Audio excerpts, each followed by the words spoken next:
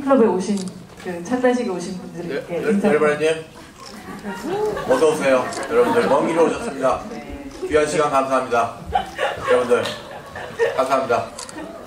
열애님도 인사 한번. 네, 안녕하세요. 열애 역의 이한입니다. 이렇게 늦은 시간임에도 불구하고 와주셔서 자리해주셔서 정말 감사하다는 말씀 드립니다. 감사합니다. 그럼 먼저 네, 열애님 앉으시면 감독님께서 좋은 말씀 한번 전해주시고 저희 본격적인 창단식에 들어가도록 하겠습니다.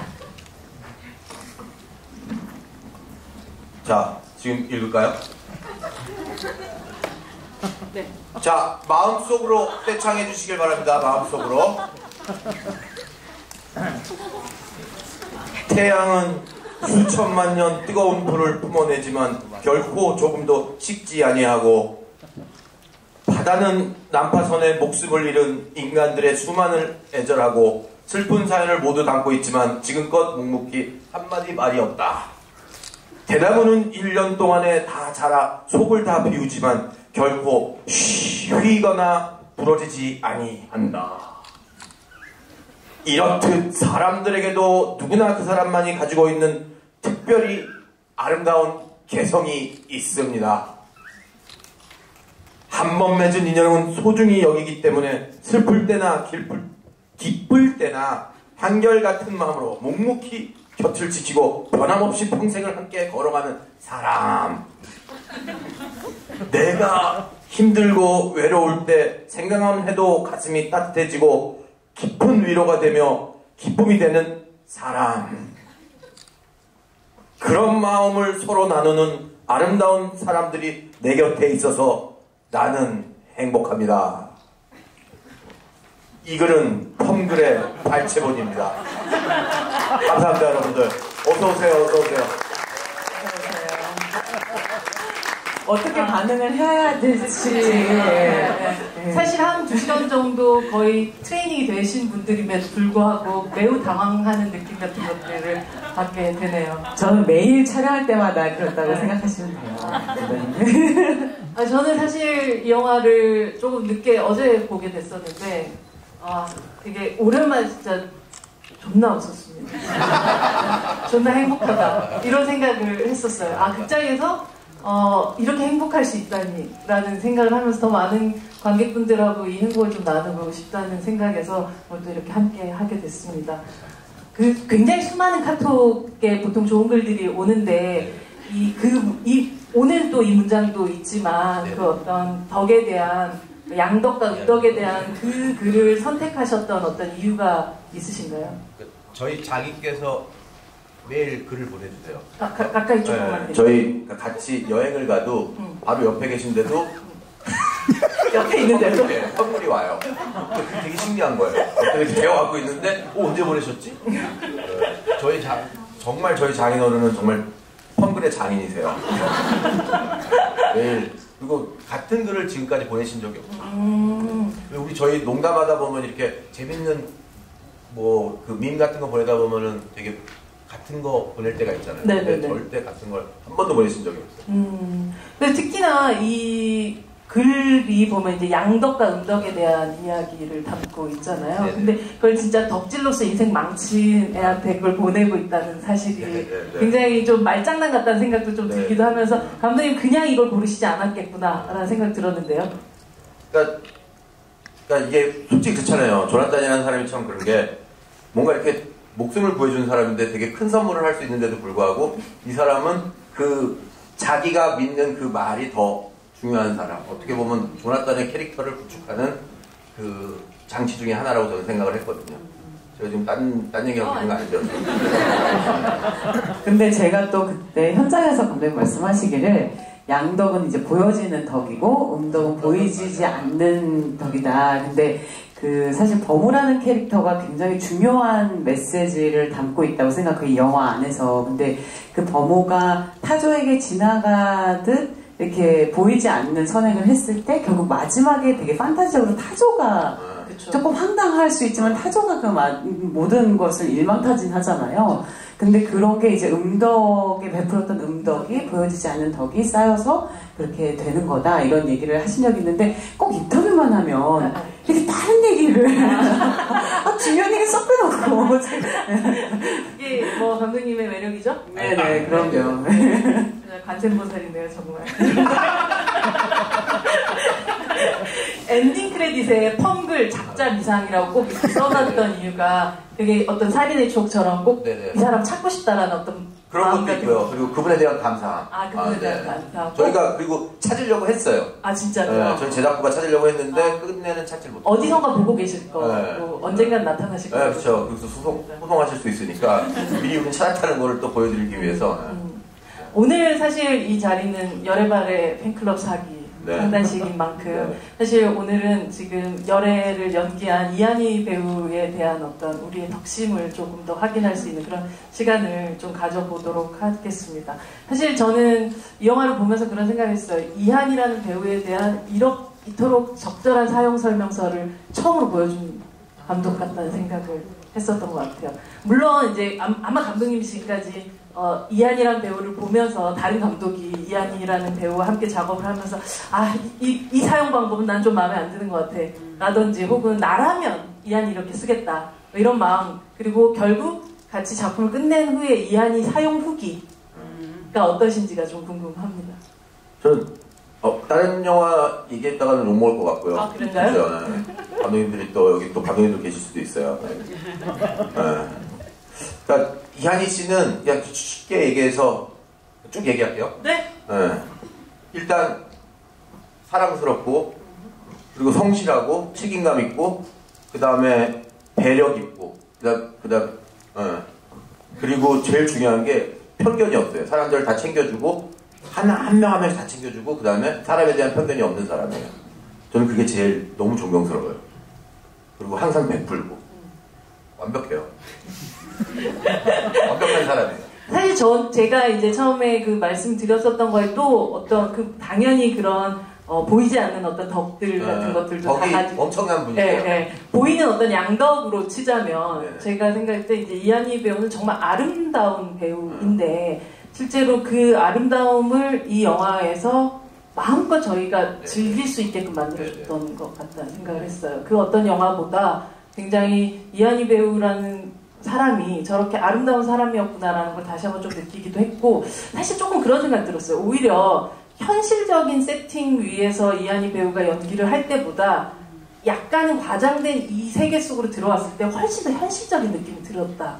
이건 뭘까 도대체? 라는 생각하면서 오히려 한희 배우님께서 이 영화를 찍으면서 훨씬 더 편안하게 연기하고 있다는 느낌을 더 받았던 것 같아요. 근데 어떠셨는지가 좀 궁금하더라고요. 저도 사실은 그 말씀이 왜 그렇게 말씀하시는지 알 것 같아요. 제가 사실은 약간 그 판타지적인 요소들이 그냥 왜 그런지 그냥 있는 사람이죠? 왜 그런지 모르겠어요. 그냥 그런 사람이었던 것 같아요. 그래서 현실감을 주기 위해서 나라는 배우는 어떻게 해야 할까? 오히려 반대로 그거를 굉장히 많이 연구를 했었던 그러니까 너무 캐릭터 타짜2의 진짜 그런 정말 그런 캐릭터들 정말 판타지적인 캐릭터들을 많이 맡았었고 또 그런 사람이라서 그런 거였나 봐요. 근데 저는 너무 현실 연기가 하고 싶은 거예요. 정말 현실이 묻은. 그러니까 화장기가 없어도 되니까 진짜 사람 같은. 그래서 극한 직업이나 뭐 이런 것도 진짜 이렇게 아예 박박 이한이라는 사람을 지우고 아예 없어도 되니까 그냥 정말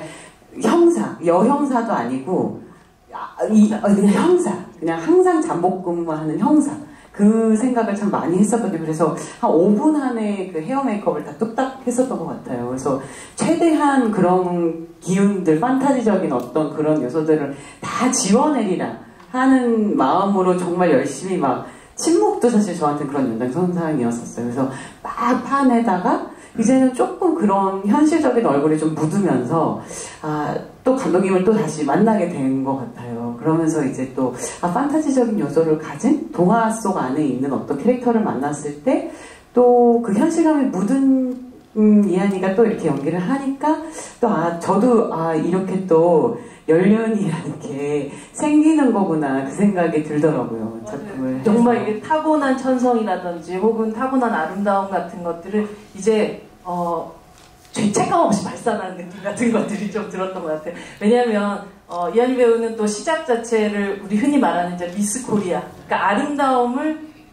겨루는 어떤 대회 출신이다 보니까 오히려 스스로 그것으로부터 굉장히 멀어지려고 되게 노력했었던 어떤 시간들이 있었다라면 지금은 그걸 죄책감 없이 발산하는데 심지어 말씀하셨던 것처럼 그 삶에서 나왔던 이제는 그거조차가 거짓이 아닌 현실감이 딱 들어오니까 굉장히 저희 관객 입장에서 카타르시스가 좀 느껴지는 느낌을 받았던 것 같아요. 감사합니다. 저는 사실 너무 그 미스코리아라는 게 너무 감사하면서도 너무 사실은 너무 배우가 되고 싶었었기 때문에 아무도 저를 배우로 보지 않으셨을 때가 많았어요. 그때는 카메라 감독님이 카메라를 딱 대시다가 야, 너 시집이나 가라 이런 얘기를 하셨었어요. 진짜로? 네, 그래서 진짜로? 네, 그래서 근데 가긴 갔잖아요. 그래. 네, 미스코리아 제일 이렇게 좋을 때 시집이나 가라. 말을 하더니. 네. 근데 정말 그런 거를 거의 매 현장마다 그런 걸 받았었던 것 같아요. 그래서 내가 진짜 이거를 돌파할 수 있는 방법은 그냥 저는 연기가 너무 하고 싶은 사람입니다. 그 성실함밖에 없겠다. 내 무기는 아무것도 없고 그냥 작은 역할이어도 들어가서 어쨌든 정말 연기를 하는 사람으로 그냥 저를 그래서 저는 사실 객관적인 지표를 잘 믿지 않거든요. 저를 바라보는 어떤 지금 뭐가 잘 됐지 혹은 못 됐지 이런 거를 최대한 그런 걸로부터 저를 보호하려고 엄청 이랬어요. 그래서 뭔가 댓글이나 이런 것도 아예 안 보려고 하는 게 좋으면 좋은 대로 뭔가 이렇게 마음이 막 붕 뜰 것 같고 안 좋으면 안 좋은 대로 그게 막 신경이 쓰이더라고요. 제가 사람이라서. 그래서 아예 그냥 객관적인 지표 없이 내가 이렇게 생각하는 어떤 꿈이나 목표가 있으면 그거에 따라 그냥 매일매일 그냥 아주 성실하게 산다고만 생각을 했었던 것 같아요. 네. 좀 근데 열애의 또 이 역할 안에서 열애의 또 부분은 좀 다른 부분도 있지만 공감되는 부분들이란 것들 그런 부분에 또 많이 있었을 수 있겠네요, 정말. 네, 많이 있었어요. 사실 열애라는 인물이 자기의 삶을 살지만 자기의 삶을 살고 있지 않은 사람이었던 것 같아요. 근데 범우하고의 그 접합점이 그거였던 것 같아요. 그러니까 시간이 흐르고 똑같이 삶을 산다고 생각하지만 자기 삶을 살고 있지 않은 사람? 그래서 근데 어쩔 때 보면은 저도 그런 거에 대한 경각심을 굉장히 가질 때가 많거든요. 삶의 어떤 고리들이 계속 어떤 제 주체 이한이라는 딱 그 사람이 딱 두 발로 서 있을 때보다 어떤 역할들이 너무 많아서 혹은 또 일 때문에 이렇게 능동적이어야 되는 삶이 수동적으로 약간씩 이렇게 변질되어 갈 때 그 센터에 내 코어에 진짜 내가 딱 다리를 딱 두 발을 딱 서고 있는가에 대한 질문을 항상 하게 되는데 열애를 보면서 제가 항상 일을 처음 시작했을 때도 너무 많이 생각이 나고 이 오버워킹 한다고 하잖아요. 진짜 워라밸이 안 맞는 제가 너무 배우가 되고 싶어서 막 세 작품을 같이 막 하기도 했거든요. 침묵, 브라더, 역적이란 드라마를 한 번에 했었어요. 그래서 그때 완전 멘탈이 나가고 그래서 이게 사람이라는 게 쉬는 게 너무너무 중요하구나. 그래서 제가 감정 노동을 하고 있다고 생각을 못했던 거예요, 제 스스로가. 그래서 완벽히 격리를 스스로 자가 격리를 시키는 게 필요하다는 걸 그때 알았어요. 그래서 지금은 이제 조금 그거에 이제 조금 경험치가 생겨서 하루 반나절이 쉬고 싶을 때, 뭐 하루, 3일, 일주일, 한 달, 뭐 이렇게 조금 잘 좀 그렇게 하려고 하는 편이에요. 이런 식의 사실 킬링 로맨스가 딱 던져졌다는 거는 굉장한 감독님이 사실은 이미 이한희 배우의 니즈를 정확하게 파악하고 있었다라는. 그렇게까지는 딱 대본 보면서 뭐 많은 데서 얘기를 했지만 이건 이한희 배우밖에 할 수 없는 부분이라고. 그게 뭐였어요? 그러니까 이한희밖에 할 수 없는 것이라는 거는 감독님 머릿속에서 이게 뭔가 어떤 거였어요? 능청스럽다는 단어? 그러니까 이 감정에서 저 감정까지. 그러니까 어떻게 보면은 재발이란 씬을 보면은 네. 그 되게 슬픈 자기의 진정한 감정을 노래를 부르고 나가서 거기 위에 그 발코니 앞에 앉았는데 범우가 뛰어나와서 떨어질 때. 네. 괜찮아? 그래서 그 얼굴을 이렇게 망가뜨리면서 네. 다시 감정을 바꾸는 그게 가능한 그걸 너무 자연스럽게 할 수 있는 배우라고 저는 생각을 했거든요. 그런 면에서 그러니까 여기에서 여기까지 수시로 변할 수 있는 그리고 미우나 고우나 뭐 항상 사랑스러운 아 미운하고 항상 그리고 또 약간 거기에 또 그 어린이 같은 느낌, 어린 소녀 같은 느낌, 그 뭐 이혼해줘 할 때 이런 감정들을 막 여러 가지를 표현할 수 있는 저는 배우라고 생각을 해갖고 이렇게 된 거고요. 그리고 너무 어메이징한 게 아침마다 이 현장에 오면은 그 뭐라 그럴까 뭐를 듣고 있어요.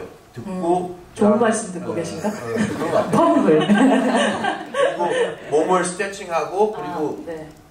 마음을 비우고 되게 뭐랄까 그러니까 되게 장인 같아요. 뭔가 그렇게 해서 현장에 나와서 이제 연기를 하시는 거죠. 안 그럼 버틸 수가 없었어요. 정신적인 네네. 바사삭 루틴을 만들어서 아니 사실 진짜 감독님 말씀하셨던 대로 이한희 씨기 때문에 이렇게 어떻게 보면 천진하지만 멍청하지 않은 이 열애라는 캐릭터를 이렇게 건강하게 만들어낼 수 맞아요, 그거예요. 네. 맞아요, 제가 하고 싶은 얘기였어요. 네. 저는 멍청해 보이지 않았으면 했거든요. 네, 근데 네. 이게 사랑스러웠어야 되거든요. 그리고 그게 불쌍해도 보이고. 네. 그게 사실은 버무가 결국은 막 그 주저하는 순간에도 막 물론 약간의 짜증이 좀 나지만 그럼에도 불구하고 그래 쟤는 제 삶이 있고 나는 또 내 삶 안에서 지금 이걸 어떻게 해결해야 되는가를 생각하는 굉장히 현명하고 사실 어른스러운 사람 같다는 생각이 들었었어요. 그래서 사실 뭐 제발이라는 노래를 부를 때도 그냥 단순히 좀 어떻게 보면 굉장히 드라마틱한 순간일 수도 있겠지만 슬펐었거든요, 굉장히. 근데 약간 배우님도 사실 그 장면을 찍을 때 그 느낌이 그냥 단순히 노래를 부른다 뭐 이런 건 아니었을 것 같거든요. 대본에 그렇게 써 있었어요. 노래를 부른다. 아 그렇게 써있어요. 그러니까 감독은 참 편하죠? 너무 좋아요. 저도 다음 생엔 꼭 감독을 해서 이원석 감독님을 캐스팅하고 싶습니다.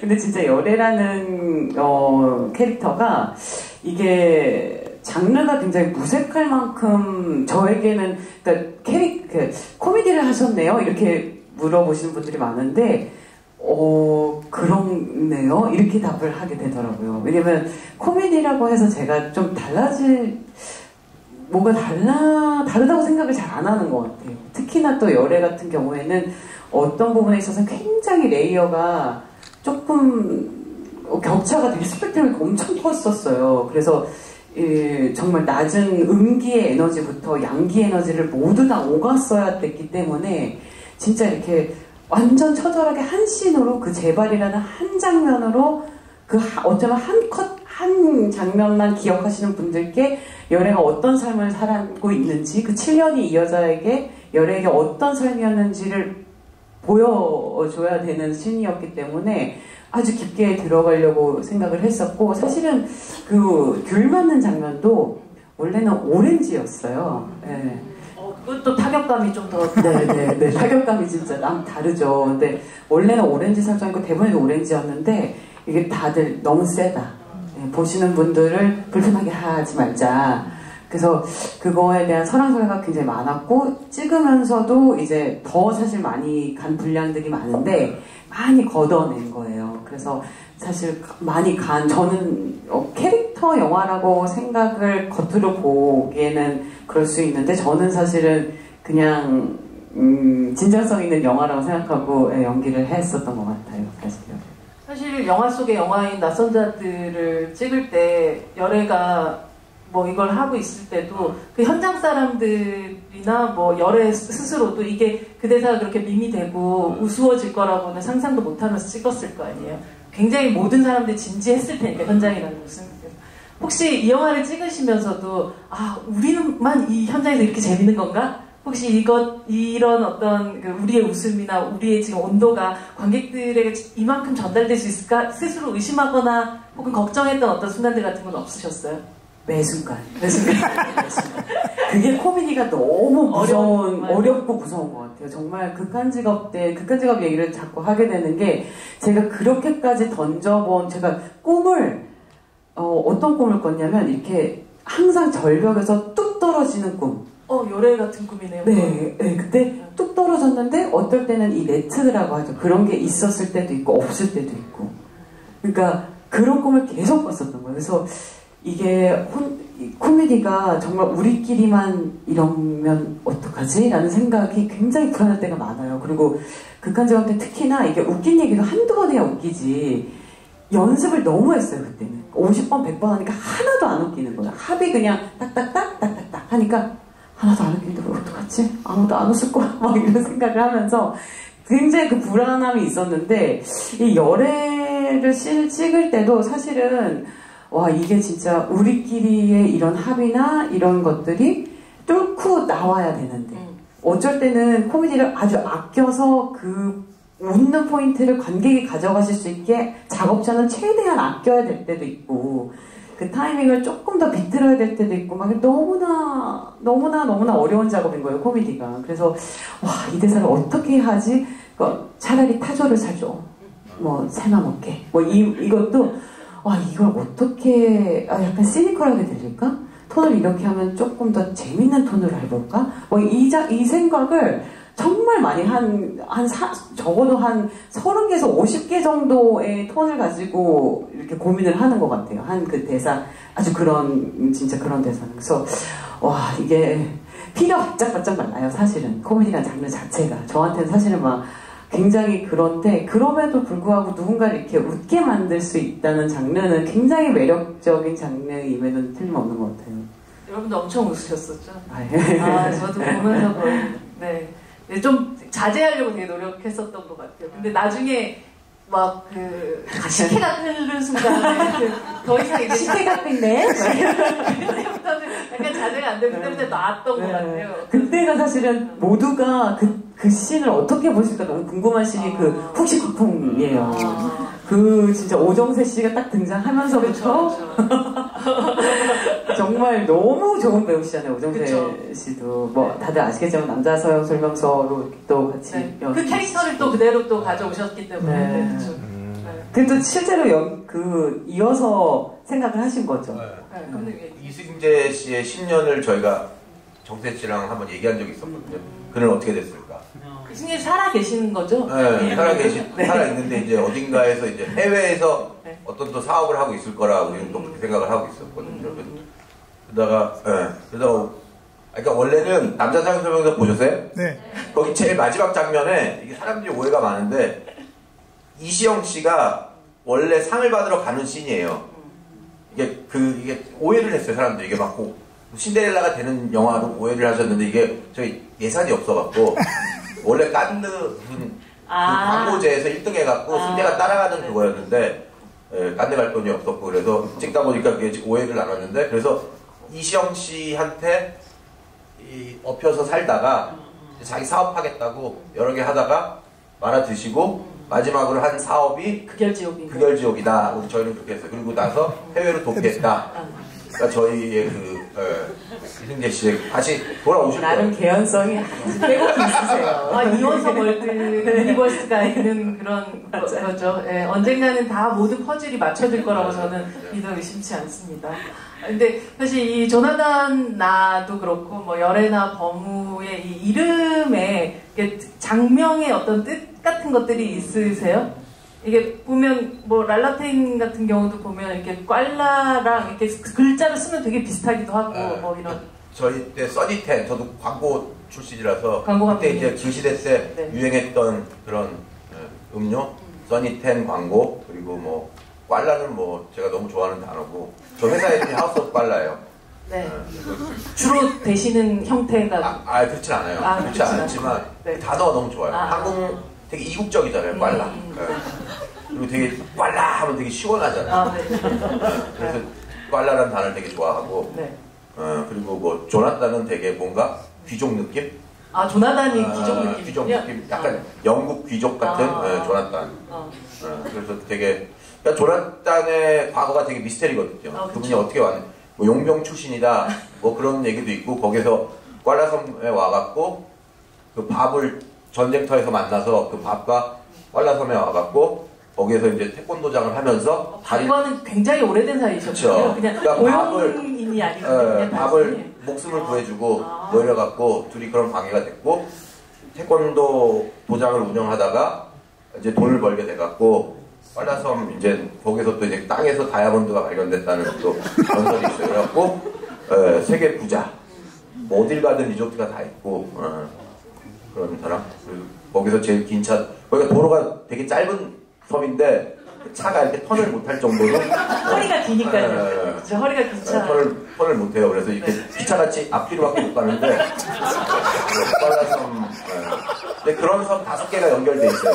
거기에는 하나로밖에 안 보이는데 그래서 이게 저희가 지도가 있었거든요. 빨라섬 지도가 지금 어디 갔는지 모르겠는데. 근데 진짜 저는 너무 좋아요. 감독님의 이 에너지가 저랑은 완전 극반대의 에너지거든요. 약간 현장에 있으면 중학교 3학년 약간 진짜 이렇게 어떻게 리액션을 해야 될지 모르는 놈을 치실 때도 많아요. 근데 그 에너지가 저한테 너무 신선한 거예요. 진짜 어떻게 저런 생각을 할 수가 있지? 그리고 성균 선배님을 이렇게 캐스팅하게 된 이유도 혹시 아세요?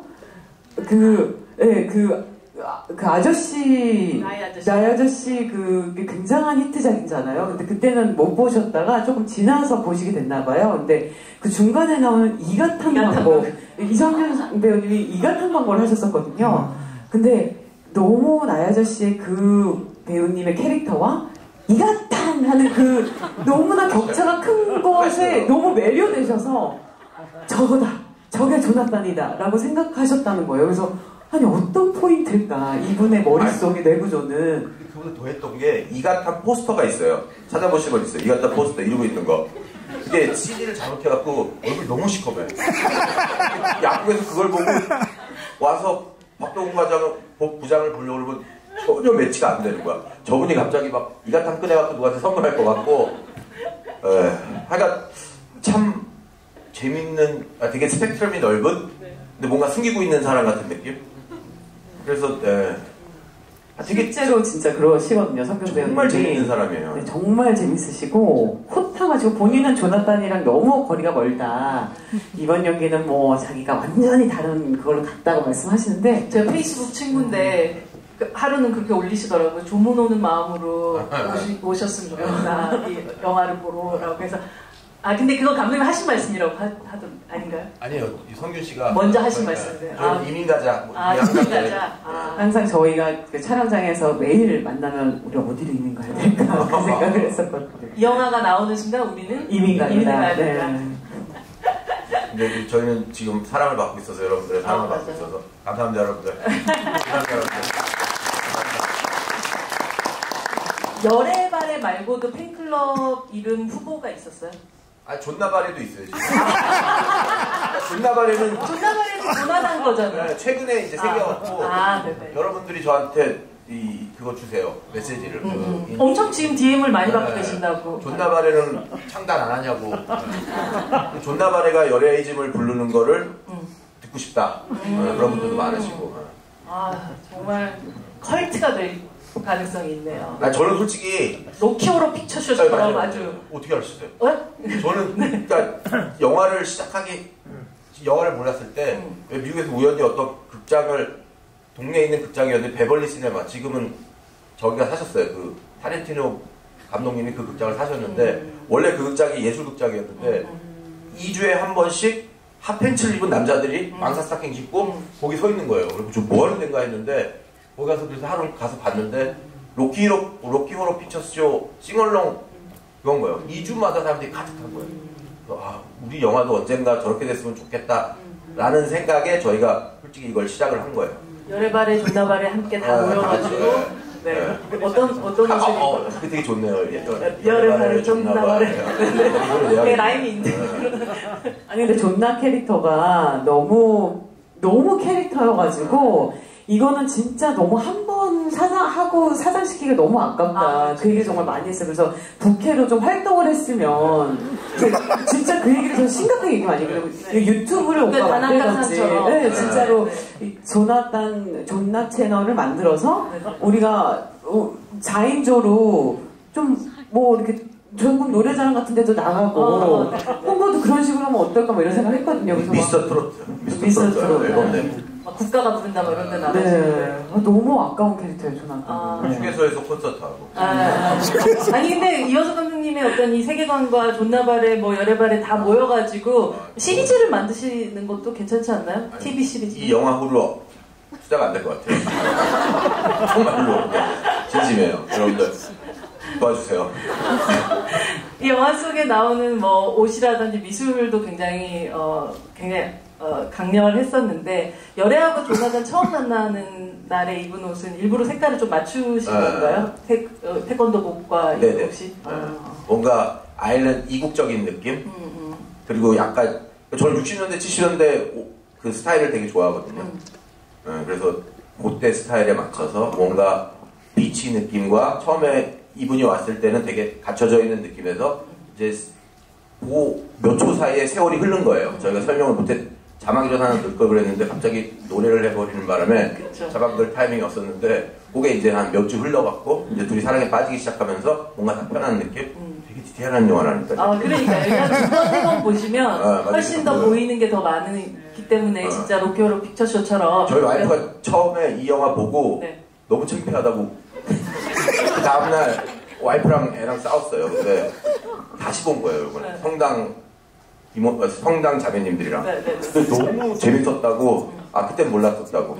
그러니까 이게 이 영화가 되게 중요한 게 그러니까 여러분들 왜 저는 만약이라는 단어를 되게 좋아해요. 그러니까 만약에 여러분들 여기가 바다라고 생각해 보세요. 라고 하면 여러분들은 여기가 바다라고 생각을 하시고 왜를 안 물어볼 거예요. 근데 여러분 여기가 바다라고 생각해 보세요. 그럼 왜요? 라고 하잖아요. 그러니까 이렇듯이 이걸 되게 잘하는 데가 디즈니거든요. 디즈니는 옛날 한 옛날에 그럼 누가 왜? 그럴 사람 하나도 없잖아요. 왜 씨발 옛날이야? 막 이런 사람 없잖아요. 욕은 자제해 주세요. 네. 죄송합니다. 그래서 그런 의미로 저도 그런 왜를 이 영화에서 안 물어봤으면 하는 그거였거든요. 어떻게가 되게 중요한 거였지. 네, 그래서 이게 왜를 생각하시는 분들은 네, 그 왜를 놓고 오시면은 되게 편하게 무슨 얘기가 여기까지 왔죠? 잘 흘러갔네요. 네. 그 얘기를 하다가. 네. 네네. 근데 배우로서 연기할 때도 감독님 말씀하셨던 것처럼 더 이상 어느 순간 내 머릿속에 왜를 지우고 그냥 어떻게만 할까에 대한 고민을 시작하셨던 어떤 계기 같은 것들, 순간 같은 게 있으셨을 거예요. 안 그러면 살아남기 힘든 현장이었었고 저희가 사실은 그 성균 선배하고 저하고 서로 시나리오를 보고 있다 이 얘기를 듣고 나서 호감도가 너무 감독님은 물론이고 근데 사실 그 대본을 보고 진짜 이건 모험이겠다 도전이겠다는 생각을 직감적으로 한 것 같아요. 성균 선배도 저도. 그래서 근데 미국에서 되게 좋은 일이 있으셨었잖아요. 그래서 뭔가 축하하는 곳에 가서 첫 마디가 뭐 오빠 너무 오랜만에 너무 축하드려요. 할 거야? 할 거지. 빠져나가면 안 돼. 그 성균 배우님도 나만 너 죽을 할 수 거지. 없다. 나만 죽을 순 없다. 너 같이 죽어야 된다. 우리 같이 뼈를 묻어야 된다. 이민을 가도 동반이민이지 혼자 갈 순 없다. 뭐 이런 약간 진짜 연대모증처럼 저희가 그렇게 했었던 작품이에요. 근데 굉장히 하면서 이렇게 저희가 그럴 수 있었던 이유 중에 하나가 그냥 이렇게 출퇴근이 아니라 뭐 굉장히 어렵게 찍었어요. 상황들이 굉장히 대전 뭐 2주, 광주 3주, 뭐 한 달씩 지방으로 이렇게 가서 있었기 때문에 집이 너무 낯설게 느껴질 정도로 거의 유랑 극단처럼 촬영을 했었어요. 그래서 같은 공간에서 먹고 같이 잘 때까지 같이 이렇게 회의하고 그러다 보니까 이게 바보짓도 이렇게 혼자 하면 되게 진짜 바보다 이럴 텐데 그거 어떻게 하면 좋아? 무시고 랩해봐 내가 언제 뭐 이렇게 같이 이걸 하다 보니까 이게 이렇게도 되는구나 이렇게 되게 재밌다 이런 생각 많이 하면서 찍었던 것 같아요. 결국 이렇게 약간 동춘 서커트 같은 그런 맞아요. 고립된 상황에서 서울로 못 들어오고 일부러 제작진들이 그렇게 집을 못 가게 한다. 가스라이팅? 코로나 얘기하면 안 되겠죠? 아니 이게 제작할 때 코로나가 너무 세게 터져갖고 네. 그러니까 이제 원래 3주 지방에서 찍고 다 서울에서 찍는 거였고 저희는 동아기 때문에 정확하게 세트에서 계산된 걸 찍어야 되는데 이제 거기에 들어갈 수가 없었어요. 그래갖고 저희가 이제 지방에서 못 올라오게 된 거예요. 그래서 이제 평창 갔다, 뭐 대전 갔다, 뭐 이렇게. 그래서 어떻게 보면 정말 비무비 스타일로 영화를 찍었어요. 즉흥적으로 찍은 것들이 되게 많아요. 뭐 엔딩씬 같은 경우도 촬영 이틀 전까지 저희가 어떻게 해야 될지 몰랐거든요. 그러다가 이성균 씨랑 홈쇼핑 채널 보다가 이성균 씨가 이거 진짜 형 홈쇼핑 어때? 내 친구가 홈쇼핑 호스트야. 그러더니 홍성보 씨 전화해갖고 그 쇼핑 호스트분 내려오시고 해서 그래서 영화 속에 영화 속에 나오셨고 그렇게 해서 홈쇼핑 장면이 태어난 거예요. 그래서 그렇게 날아갈 수 있었던 거예요. 중간에 왜 뚝 끊기는 왜 설명 안 하고 넘어가냐 하는 장면을 못 찍었어요. 그 장면을 못 찍은 것도 있고 그리고 이해해 주세요. 영화 보고 나오면서 되게 뭔가 이 남편을 살해하고 바닷가 절벽 그녀를 돕는 젊은 남자 뭐 이러니까 되게 헤어질 결심 같다라는 느낌 같은 걸 좀 받았었는데 나와서 이제 홍보 그 실장님한테 그 얘기를 드렸더니 이미 인터넷에서 황열의 존나 헤어질 결심이라는 말이 떠돌고 있다라고 얘기를 하시더라고요. 근데 혹시 사전에 박찬욱 감독님과 무슨 얘기를 나누신 게 있으신가요? 아니요. 전혀 없어요? 저는 옛날에 감자탕 드시다가 내가 감자탕을 마지막으로 박찬욱 감독님 본 게 같이 감자탕 먹고 있는데 제가 뼈다구를 흘려갖고 튀어서 박찬욱 감독이 새로 산 바지에 네. 떨어져갖고 5점을 남기셨어요. 네. 그러고 나서 한 번도 연락을 제 택시가 먼저 와갖고 저번에 엄청 이렇게 뽑아셔갖고 감독님 이거 닦으세요 그러고 저는 하셔갖고 그 뒤로는 제가 연락을 못했어요. 그러니까 이게 되게 우연히도 그렇게 됐다는 그런 그 설애와 이게 열애가 이어지는 그런 느낌 같은 게 설애와 열애가 이어지는 느낌 같은 게 근데 사실 그런 걸 생각을 해보면 그래서 그 생각을 하게 됐던 거죠. 이름의 유사성 같은 것도 있고 뭐 남편 죽여야겠다. 근데 또 옆에 젊은 남자가 또 도와주고 막 이런 느낌 같은 것들이었는데 어떻게 보면 이게 굉장히 저는 결국은 박찬욱 감독님도 그렇고 이호석 감독님도 그렇고 히치콕이 낳은 어떤 이복 손주들 같은 사람들이 아닌가라는 생각을 했어요. 완전히 극단적으로 다른 왜 내 맘대로 내 맘대로 자식들을 만들 수는 없잖아요. 근데 뭔가 이 영향력 안에 있다라는 느낌 같은 걸 굉장히 받았고 이원석 시네마 세계에 뭔가 원리를 찾아라 같다는 느낌도 들기도 했을 정도로 여기 보면 뭐 열차 안에 낯선 사람들, 낯선 자들, 뭐 이창, 현기증, 많이 뭐 이런 식의 히치콕적인 장치들이 굉장히 많이 들어갔다는 생각을 좀 했었거든요. 그 부분에 있어서 감독님이 어느 정도 마음속에서 오마주들을 좀 바친 부분들이 있으신지.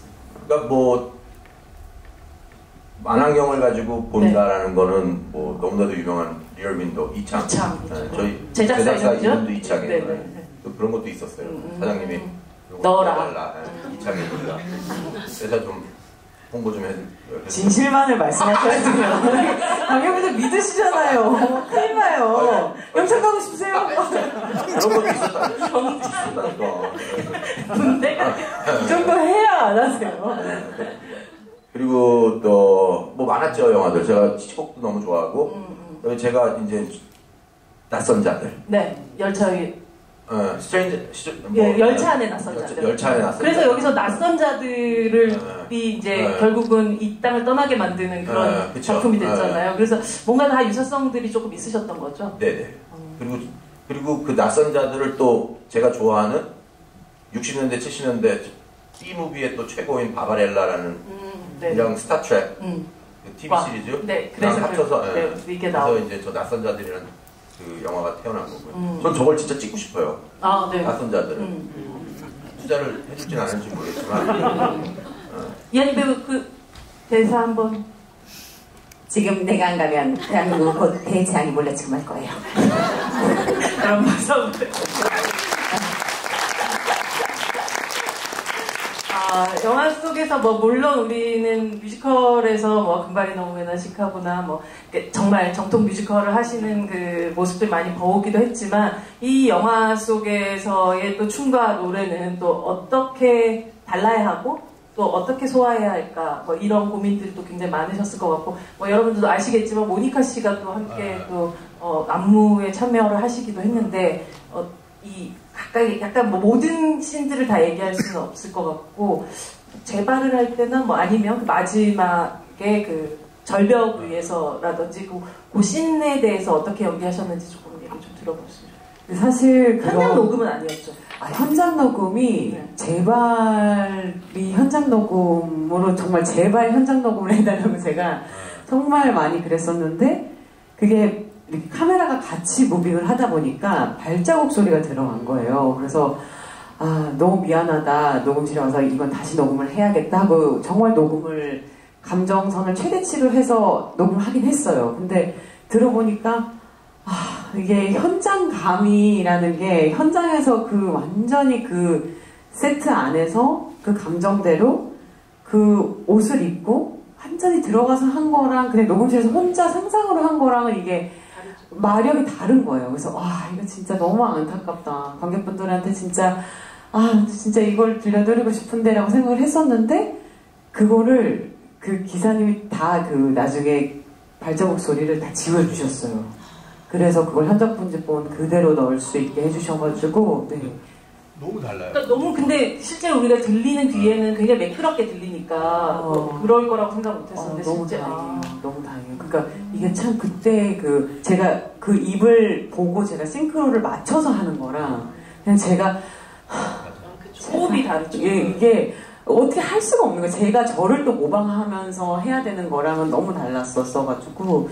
근데 저는 아주 뮤지컬 영화라고 아예 그 생각을 좀 지웠었던 것 같아요. 이건 그냥 우리가 이 영화에 음악이 쓰이는 게 굉장히 중요한 장치이면서 굉장히 여러 가지 색깔로 음악이 씌워지거든요. 그게 그냥 일반 영화가 차용하는 음악을 쓰는 거랑 굉장히 좀 다른 결이 있어요. 그래서 행복이 조나단의 어떤 그런 모티프를 가지고 있고 저에게는 여레이즘이 과거에서 또 미래인 그런 것이기도 하고 그래서 음악이 정말 현실적으로 묻었으면 좋겠다. 이게 그냥 그리고 만약에 그렇게 노래를 한다 이런 씬에서는 버무가 나 왜 갑자기 와서 노래를 뭐 이런 그 관객분들의 똑같은 마음을 그냥 대변하는 마음의 소리를 버무가 대변해주는 약간 그런 그리고 만약에 제발이라는 그런 곡들은 노래를 잘 부를 필요가 전혀 없다.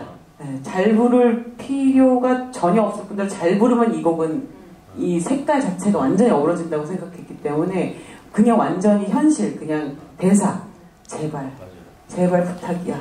난 네 인형이 아니잖아. 근데 너무 다행스럽게 딱 열의 상황에 맞는 그 대사. 그러니까 들국화가 그때 언제 알고 네. 이런 영화가 나올 줄 알고. 근데 되게 아이러니하게 감독님의 가장 애정하는 곡이 제발이세요. 그래서 술에 취하시면 꼭 들국화로 제발을 저한테 계속 보내시는 거예요. 거의 한 번 보내시고 또 보내시고 또 보내시고 술에 취하실 때마다. 신 거죠. 네. 근데 그 보내실 때마다 또 그게 또 좋아요.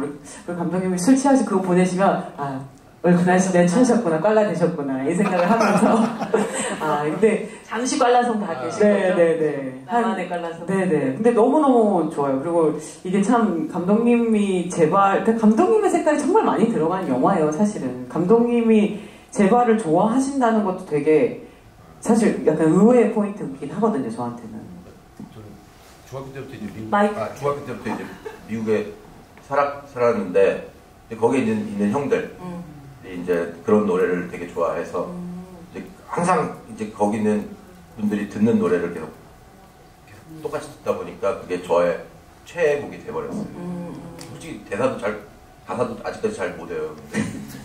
근데 열애에게는 마치 시나리오 작가가 쓴 수준으로 그러니까 너무 적절하게 맞아 떨어진 그런 가사여서 사실 아까 말씀하셨듯이 이 영화 보통 그냥 또 주크박스 뮤지컬이라고 생각할 수 있지만 그러려면 훨씬 더 많은 넘버들이 나왔었어야 됐다고 보는데 굳이 이제 뭐 행복도 그렇고 이 제발도 그렇고 여레이즘도 그렇고 그냥 이 세 가지의 곡들을 계속 반복하는 이유들은 결국은 이건 그냥 대표곡인 거다라는 확실히 좀 생각이 그리고 들었어요. 제발은 열의 감정을 맞아요. 관객들한테 독백하듯이. 네. 그래서 그게 되게 달랐어요. 그러니까 하진 씨가 현장에서 부른 거랑 스튜디오에서 부른 거랑 그러니까 솔직히 노래로서는 스튜디오에서 부른 게 훨씬 좋아요. 근데 그렇겠죠. 이 감정이 너무 다른 거예요. 맞아요. 그래서 이걸 다 수작업으로 하셔갖고 이렇게 해주신 거예요. 그래서 마지막 믹싱에서 갈아 낀 거예요. 개봉하기 전에. 그분께 박수를 쳐드리고 싶네요. 열애바리님들 또 질문을 제가 이제부터 받아보도록 하겠습니다. 네. 여기 손이 조금 더 나은 느낌인데요. 가운데 분에게 가겠습니다. 네. 조금 더 이렇게 쫙 떨어지는 느낌이 좀 더. 선물도 준비가 돼 있죠? 네. 어떤 선물인가요, 저게? 지금 안에. 네, 랄라텐이 있어요. 그 랄라텐 캔 지금 너무 인기 있어서 저거 지금 막 너무 파퓰러한 몇 개 없어요. 감독님들이 저 랄라텐 엄청 탐내시더라고요. 네, 질문 받겠습니다. 네, 영화 재밌어가지고 한 3번째 봤고요. 실질적으로 열애가 발연기를 이제 사람들과 답변을 받은 낙선자들인데, 은퇴하고 돌아온 소편 복귀작도 결국은 또 발연기 같은 걸로 사람들한테 매매를 받거든요. 그럼 실제로 열애는 연기를 잘하는 배우나요? 못하는 배우나요? 열애는 네. 저는 그게 중요하지 않는 배우라고 생각해요. 그는 되게 열심히 했지만 누구한테는 되게 근데 그 팬들한테는 진짜 잘하는 연기까지 보였잖아요. 그러니까 마치 타조의 목소리가 신중하게 들리듯이 그러니까 누구한테는 되게 그게 진실 연기 잘하는 걸로 보이고 누구한테 아니고. 근데 열애는 현실적으로 발연기라고 얘기하기는 그렇고 열심히 하는 연기다라고 말씀드릴 수 있어요. 너무 열심히 하다 보니까 과하다. 누군가 들으면 조카하지만 진심으로 들으려고 하면 그 속에 있는 목소리가 들리는 그런 연기. 엄청 깊은 영화예요. 열애도 그런 마음으로 연기한.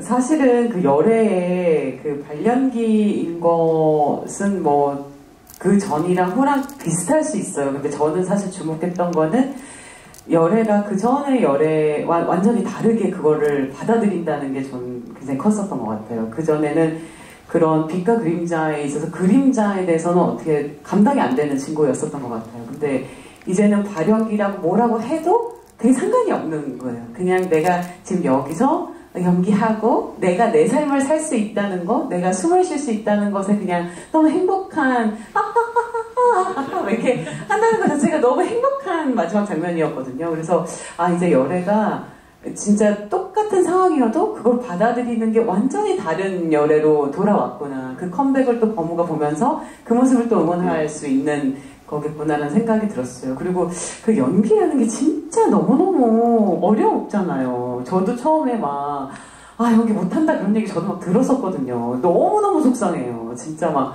너무 속상한 거를 알거든요. 그래서 와 이게 진짜 감당하기 힘든 그 자기가 너무 열심히 한 대사가 모두에게 조롱거리가 된다는 거는 진짜 그거는 안 당해본 사람은 잘 모릅니다. 정말 진짜 어디 쥐구멍에라도 들어가고 싶어요. 이게 사람들은 이게 많은 사람들이 한마디씩이니까 그분은 기억 못하는데 맞은 사람은 아주 뼈에 사무치는 그 상처가 되기도 하거든요. 그래서 열애가 그런 것 때문에 꽐라에 갔었겠다. 근데 그럼에도 불구하고 그 모든 걸 털어내고 다시 복귀를 저렇게 밝은 모습으로 한다는 게 참 의미가 있겠다 그런 생각을 했었어요. 사실 그 자신감 혹은 아니면 다시 행복감을 느낀 거에는 열애바레가 그 뒤에 있다는 거를 이제는 정말 맞아요. 확실히 느끼고 나서인 것 같아요. 팬들이 있었기 때문에. 근데 저는 배우분들 만날 때마다 그런 경우들을 되게 많이 보기도 하는 것 같아요. 그러니까 처음에 인기를 얻거나 뭐 이렇게 됐었을 때 그냥 왜 날 좋아하지 하는 그런 당혹감 정도를 느끼다가 결국 정말 팬들을 제대로 느낀 이후에는 굉장히 행복하게 연기를 하시더라고요. 그것 때문에 정말 열심히 연기했거든요. 설경구 씨를 보셨고 진짜 그렇잖아요. 근데 아니, 정말로요. 그분이 팬을 느끼기 전과 후가 굉장히 달라졌어서 저는 열애를 보면서도 그 마지막에 여전히 연기 못한다고 얘기해도 굉장히 행복하게 연기할 수 있겠구나. 맞아요. 그게 한 명이든 10명이든 상관없는 것 같아요. 열애바레님이 진짜 그만큼 중요합니다. 너무 감사합니다. 네, 다음 질문을 좀 뒤로 한번 가볼게요. 저기 가운데, 여기. 네. 다시 또 앞으로 올게요. 네. 제일 뒤쪽에 지금 직진 라인. 네, 맞습니다.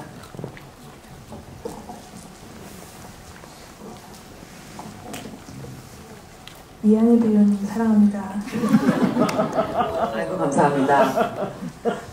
어쨌든 영화가 팬들 덕질의 내용이 들어가 있잖아요. 그래서 배우님이 영화 찍으시면서 팬들 생각을 얼마나 많이 하셨는지, 또 팬들에 대한 사랑이 어느 정도이신지 팬들을 향한 덕질을 보여주세요.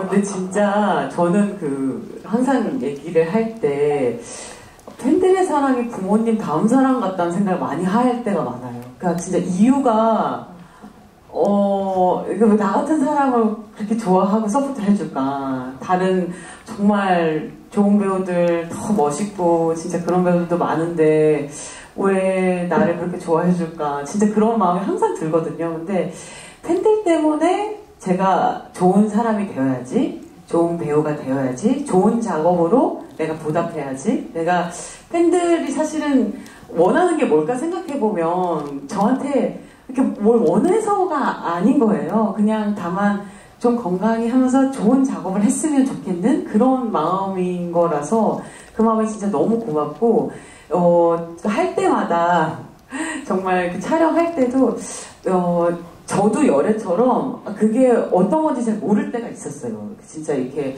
무조건적인 사랑을 그냥 하시는 말씀인가? 뭐 이렇게 그냥 그러기도 했었는데 진짜 너무 감사한 마음이 진짜 크다. 그리고 열애가 이렇게 좀 성장하면서 팬들을 바라보는 눈이 되게 달라지잖아요. 그냥 정말 원래 뭐 열애반엔 있었어. 뭐 1기, 3기, 너 3기였어? 뭐 이런 정도였다면 이게 열애가 나이가 또 들고 이렇게 조금씩 이렇게 사실 높을 때 낮을 때를 같이 할 수 있는 사람이 진짜 내 사람이잖아요. 근데 팬들도 연차가 되다 보니까 이제 뭐 이렇게 같이 연차를 이제 겪는 거예요. 그래서 같이 이렇게 같이 살면서 결혼도 하고 애 갖고 이런 거를 천천히 서로 옆에서 보면서 너무 잘 있어줘서 너무 고맙다. 나도 꼭 잘 있을게. 너네도 꼭 잘 있어줘. 그렇게 있다가 우리 꼭 만나는 거야?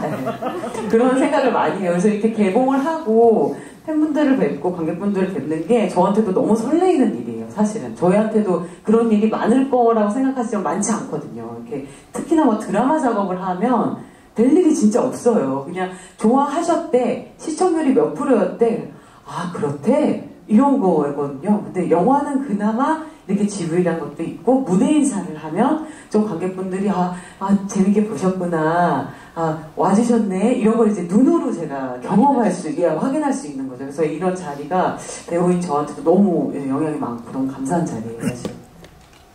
그리고 팬들이 주시는 선물들을 하나쯤 놓고 줄 수도 있잖아요. 저희한테 다 챙겨가지고 다 소중히 다 챙겨서 주섬 챙겨서 갔어요. 그러니까 진짜 이렇게 이런 너무 중요하게 이렇게 글씨를 파가지고 오시는 것들이 있어요. 근데 사실은 그거를 그냥 열애발의 이한이 이런 그냥 문구, 그걸 어디다 쓸 수도 없는 문구긴 하지만 그거를 이거 하느라고 어제 밤샜어요, 이 한마디가 이것 때문에 또 밤새겠구나.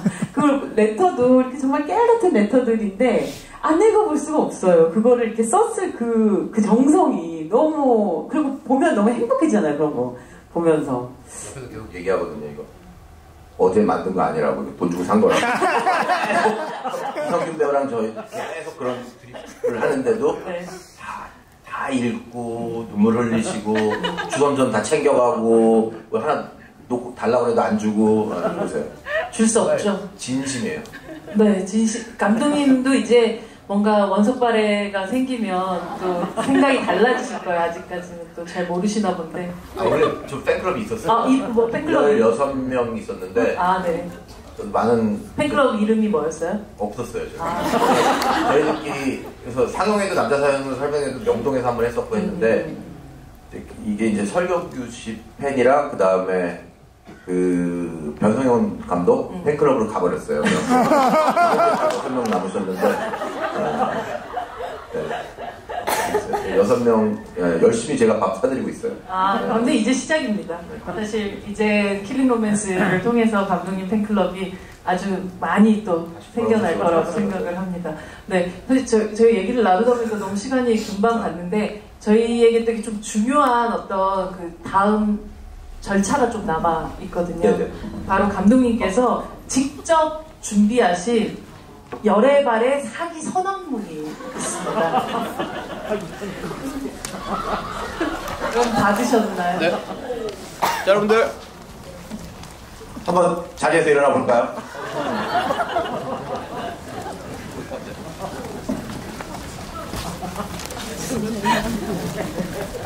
자, 우리 열애발님. 네. 자, 여러분들 열애발의 사기 선언문 전에 열애발애가 되기에 자신이 없다는 분은 지금 듣지 않았습니다. 지금 나가셔도 돼요. 다 여기 함께 하실 거죠? 네. 자, 선언문들 한번 보시죠. 제일 앞에 써 있는 이 줄 밑에 줄은 같이 하셔야 돼요. 아시겠죠? 자, 갑니다. 우리는 어느 주에 모든 복을 가지고 이 땅에 태어났다. 우리는 어느 누구보다 특별함을 가지고 태어난 선택받은 사람들로서 황열애님을 위해 목숨을 바칠 각오로 이 자리에 모였다. 우리는 어떤 위험, 괄호 열고 악플 포함, 자연재해, 해성 충돌 포함, 그리고 전쟁, 외계인 공격 포함, 괄호 닫고로부터 열애님을 지키기로 다시 맹세합니다. 자, 바로 다음은 열애발의 구호가 있겠습니다. 우리 구호 전에 잠깐 메시지가 있습니다, 여러분들. 열애발의 행동조항, 여러분들 꼭 기억하셔야 돼요. 열애발애로서 사회에 무리를 일으키는 일, 바로 무단횡단 포함을 바로 닫고를 하지 않습니다. 알겠습니까? 집에 가실 때 무단횡단 하지 마세요. 자, 우리는 항상 약자를 돕습니다. 우리는 뭐죠? 우리 펌글에 나오는 덕을 베풀어야 됩니다. 열애발애들은 인사로 서로를 맞이합니다. 자, 어떻게 하셔야 되냐? 서로를 마주보면, 자, 실내에서는 사인만, 그리고 길거리에서는 푹식화쿵. 푹식화쿵. 실내에서는 사인만. 자, 우리 한번 서로 옆에 분을 보고 서로 인사를 한번 해볼까요? 맞절? 네. 자, 그럼 모든 열애발애님 홍보를 위해 최선을 다한다. 아시겠죠? 예. 자, 그럼 열애발이 구호를 외치겠습니다. 자, 저를 따라하세요. 지기지기지기지기지기지기징 빰빰빰. 이게 저희의 구호입니다. 다시 합니다. 자, 시작. 지기지기지기. 지기지기지기지기지기징 빰빰빰. 감사합니다. 자, 열애발의 사기 화이팅! 감사합니다, 여러분들. 감사합니다. 덕을 베푸세요, 덕을. 네, 저희 이로써 열애발의 사기 창단식 정말 어마어마한, 감독님 이걸 직접 다 쓰셨다는 거에 놀랍지 않습니까? 네. 일주일 걸렸어요, 일주일. 일주일 걸렸어요. 감독님 진짜 한국말도 잘 안 되시는 분이 이걸 지금 이렇게까지 어려운 말을 다 이렇게 쓰시고 지금. 네, 오늘 정말 되게 제가 정말 많은 관객과의 대화에서 진행해봤는데 네, 특별한 시간이었었고요. 그냥 마지막으로 오늘 이 창단식에 함께하신 우리 열애발애님들께 인사 한 말씀 주시면서 저희 오늘 이제 시작이죠. 마지막이 아니라 네. 시작의 말 한번 또 들려주시기 바랍니다. 여러분들 사랑하고요. 저 열애발애로서 평생 선행을 하면서 덕을 베풀면서 살기를 바라요, 여러분들. 귀한 시간 내주셔서 너무 감사드리고요. 저희는 또 뵙겠습니다. 다음 모임에서 뵙겠습니다. 네, 큰 박수 부탁드립니다. 열애님? 네. 저도 정말 특별한 것 같아요. 이게 이한이가 아니라 열애의 그 팬클럽 창단식에 와 있다는 것 자체가 너무 감격스럽고 좀 꿈이 현실화된 것 같은 그런 느낌이에요. 이 영화가 정말 세상의 빛을 볼 수 있을까로 시작해서 이렇게 진짜 열애발의 사기들을 보는 이런 순간이 온다는 것 자체가 너무 꿈만 같고요. 울지 마, 울지 마. 네, 제가 요새 이렇게 울컥해서 너무 눈이 너무 촉촉하신데 네, 너무너무 감사하다는 말씀 드리고 사실 감독님하고도 그런 얘기를 많이 했어요. 이 종래에 없던 이 영화를 통해서 어떤 에너지, 행복한 에너지를 많이 받아가셨으면 좋겠다. 그리고 진짜 웃을 일이 많이 없으신데 그냥 생각 없이 한 번쯤 하하하 이렇게 웃고 가셨으면 좋겠다. 이런 생각을 참 많이 했었어요. 그래서 영화 보시면서도 또 열애 생각하시고 또 원석 감독 생각하시면서 많이 행복하셨으면 좋겠습니다. 감사합니다. 네, 여러분 100도씨 불가마 같은 마음으로 박수 치면서 저희 오늘 이 자리 마감하도록 하겠습니다. 감사합니다.